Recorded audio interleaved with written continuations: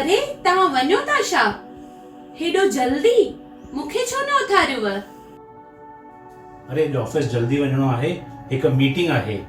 काई ॻाल्हि न आहे, तूं चिंता न कर।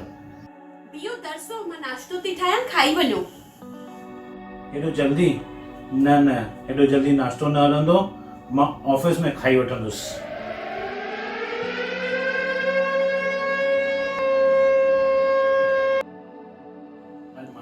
ऑफिस न, मूंखे अॼु ॾाढो डपु थो लॻे। ईअं थो लॻे ॼण कुझु बुरो थियण वारो आहे। छो? भूत जो सुपिनो ॾिठो अथई या? न, भूत न ॾिठो आहे, पर मूंखे लॻे थो कि कुझु त बुरो थियण वारो आहे। कुझु न आहे, तूं चिंता न कर। हल हाणे मां हलां थो, मूंखे देरि थी थिए पई।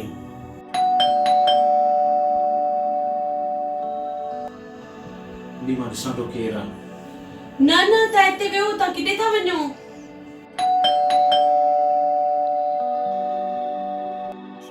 छॾ ॾिसां त सही केरु आहे।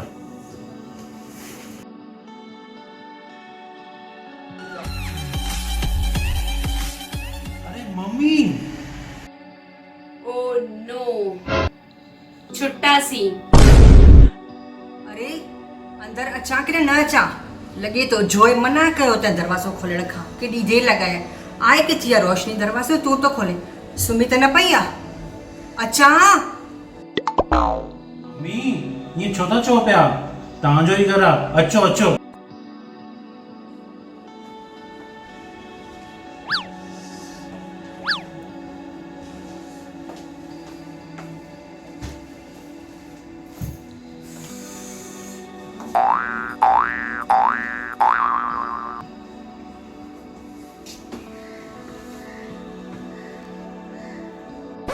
हल रोशनी, मम्मी आई आहे।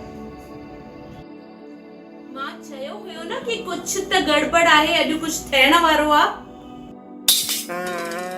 मुंहिंजी मम्मी आहे उहा। हा ठीकु आहे, तव्हां हलो, मां अचां थी हे कपिड़ा चेंज करके, न त मूंखे ॾिसी करे तव्हांजी मम्मी बेहोश थी वेंदी। ठीक है, जल्दी अच। अरे मम्मी, ठीकु आहियो? ॾाढी ख़ुशी थी तव्हांखे ॾिसी। शिकर मां ॾिसी करे लॻे त नथो त हिन ॻाल्हि ख़ुशी थींदसि, लॻे तो कोई पहाड़ी टूटी पियो हूंदसि। जी मम्मी, कुछ चयोव? अरे जुग जी बेटा। ॿियो मम्मी, बाक़ी सब कीअं? रोटी बोटी ठाहींदी आहे कि न? सोनू ॾाढो कमज़ोर तो लॻे पियो। हा, मां त काफ़ी न्यूट्रिशियस फूड ठाहींदी आहियां। केॾा फिट एंड फाइन लॻा पिया आहिनि। हा मम्मी, ॾिस मां केॾो मस्त फिट थी वियो आहियां एकदम। रोशनी, तूं मम्मी जे लाइ नाश्तो ठाहे, मां वञां थो ऑफिस, मूंखे लेट थी थिए पई। बियो 2 मिंट रंधिणे में हलो, दॿो लाहे ॾियो मथां, कम आहे मूंखे, अचो। हा वॾी गड़बड़ थी वई आहे हेॾा। छा थियो वरी? मम्मी रहण आई आहे। तव्हांखे ख़बर आहे न, सुभाणे खां नवरात्रा त स्टार्ट थियनि पिया। तव्हां ऐं मां ॿई विर्त रखंदा आहियूं, घर में माता जो आसन ठाहींदा आहियूं, डेली मंदिर हलंदा आहियूं ऐं रोटी बि अलॻि खाईंदा आहियूं, बसर थूम जे बिना वारी। मम्मीअ जे लाइ अलॻि रोटी करणी पवंदी। कंहिंखां पुॼंदो एॾो सभु? मूंखां त न पुॼंदो इहो सभु।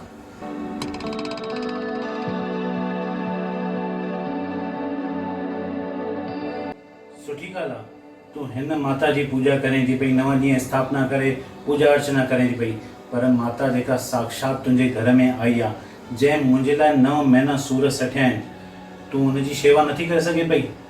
तूं जेकॾहिं हिन माता जी शेवा कंदी ऐं हुनखे नाराज़ कंदी साक्षात माता खे, त तोखे लॻे थो तुंहिंजी पूजा इहा अर्चना सफल वेंदी? ज़रा सोचे ॾिस। सही था चओ तव्हां अॼु मूंखे वॾो पाप करण खां बचाए वरितो।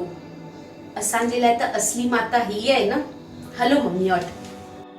मां सोचियो हुयो 2 ॾींहं नुंहुं ऐं पुट सां गुज़ारींदसि, पर अगरि हुननि खे मुंहिंजे रहण सां काई तकलीफ़ थी थिए त मां हिते कोन रहंदसि।